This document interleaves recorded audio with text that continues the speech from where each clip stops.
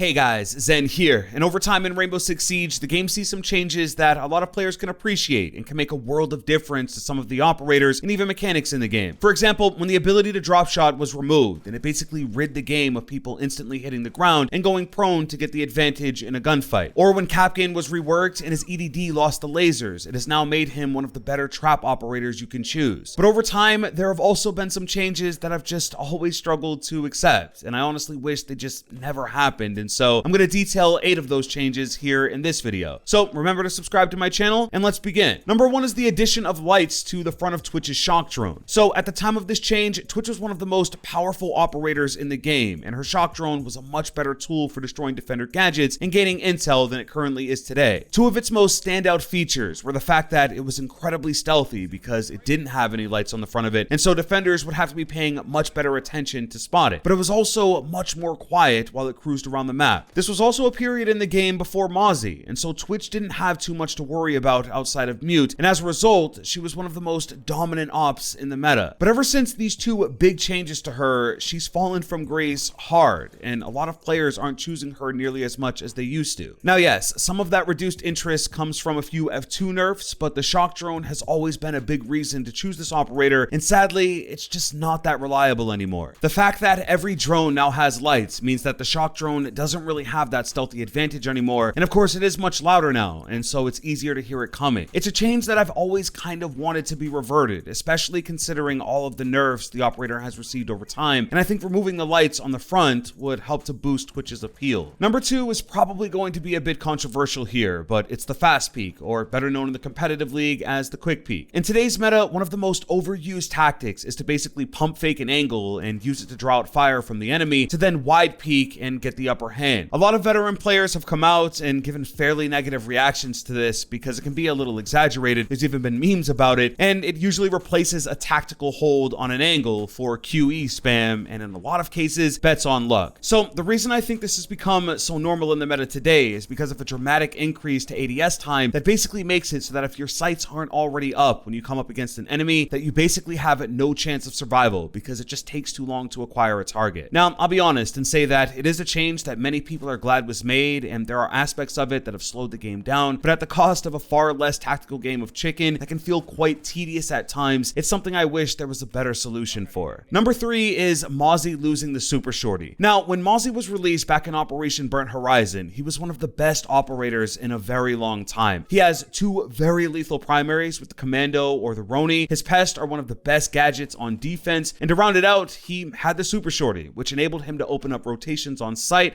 or pop a hatch and get away on a roam. But with the recent pick rates and win delta, Mozzie is another operator who's just not as appealing anymore, and really the only change he's received is the loss of the Super Shorty. When the devs removed it from him, it ended up being passed over to Castle, which for that operator in particular was a saving grace. As we all know at this point, Castle could use some love, and I think the addition of the Super Shorty to his loadout was step 1 for him. There is still a rework plan for Castle, and for me, I'm just hoping his armor panels will have less counters, because right now, I think that's his biggest issue. But Mozzie losing his Super Shorty definitely hit hard, and I'm hoping at some point the devs consider reverting this decision and have a change of heart here. Number 4 is the House rework, but not for the reason you may assume. You see, I actually really enjoy the rework to House. I think they did a good job taking probably the most iconic map ever in Siege and making it more comfortable to host a match. Where things go wrong for me here is the fact that it's exclusively a casual rework, and even though there is always a place for that in the game, it unfortunately meant no change at all to the ranked map pool, and so for 2 seasons,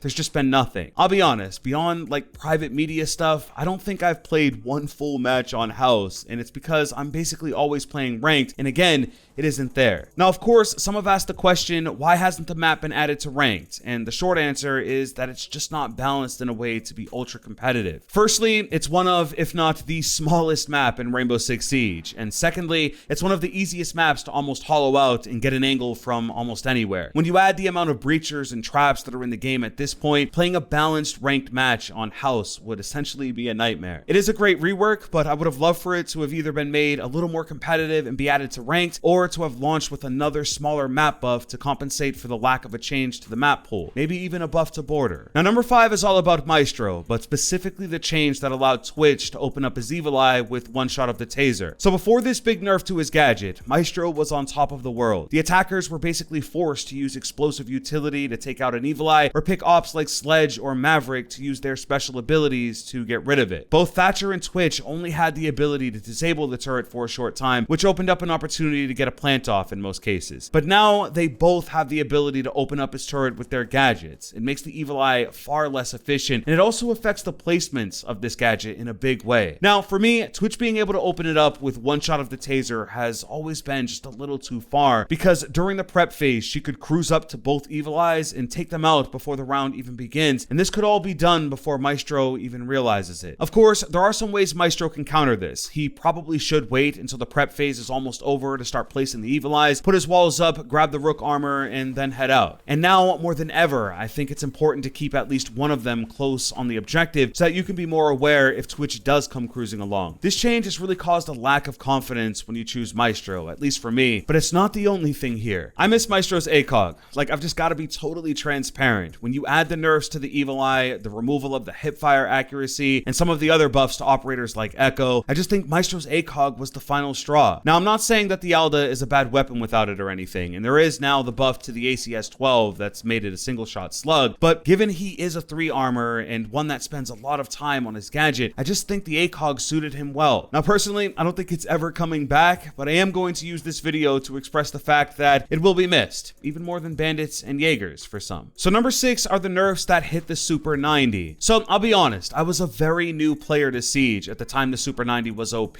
but looking back on it, it was a menacing weapon. Its nickname was the Sniper 90 because it just had insane range and was the meta loadout for Frost when it first came out. Obviously, it took some time and yeah, it was probably necessary, but I think as a result, the Super 90 is now the worst shotgun in Rainbow Six Siege. The M870 is still good, the M59 for Smoke Mutant Warden is definitely meta, and the SG CQB is criminally underrated. The Super 90 in comparison is extremely underwhelming, and as someone who's given it the time of day, I can say that it needs to be buffed, especially now that another operator has access to it. Right now, I think it just has a little bit too much recoil between each shot, and I think a simple vertical grip might do the trick to buff it up. Now, I don't think it should ever go back to the sniper shotty glory days, but I would like to see it a little more often because as of now, I honestly can't remember the last time I saw it being played. Number 7 is Buck's frag grenades. Now, I'm genuinely conflicted about this one because on the one hand, they were always a staple of this operator and really just tied the bow on top, but on the other, they made him extremely lethal to the point he could throw a grenade at his feet, buck open the floor, and drop a cooked grenade on a defender's head without them ever knowing it. On maps like Border and Outback, it's a filthy tactic, but it did net kills, so people did it. Now, honestly, I don't want to go too far here other than saying that if they did change it back, I wouldn't be opposed to it, but I'm really curious if you Buck mains think this was a good change overall in the meta. I feel like I'm seeing less and less of him, and at the same time, I feel like I'm seeing more Sledge, so it could be possible that it's just a matter of the frag grenades being there and people wanting to bring more deadly secondary gadgets. And then finally, to wrap this list up at number 8, it's the removal of Fortress from the ranked map pool. So Fortress is still one of my favorite maps, and I'll never really understand why it was removed from the ranked playlist. It is one of the largest maps in rotation, but even today, I still feel like it's competitive, and even with all the operators that have been added since it came out, I think it's still viable. Now, I know there are some people who really aren't fans of this map, and I get that, and so maybe it is possible that even though it was fairly balanced and competitive, it was just a map that wasn't wildly accepted by the community, and so Ubisoft pulled the plug on it. In any case, I would like to see its return to ranked, and I don't think it would require a map buff or anything too extreme to make it happen. For me, maps like Bank and Outback are on the lower tier as far as ranked, and if they wanted to rotate one of those out in favor of Fortress, I'd be rather excited for its return. But that'll do it for the list today, guys. I know some of you guys may have some different feelings than these, and so if you do, I'd love to hear your thoughts. If you did find this video interesting, drop a like, and I'll see you guys in my next video. It's been Zen. Hey,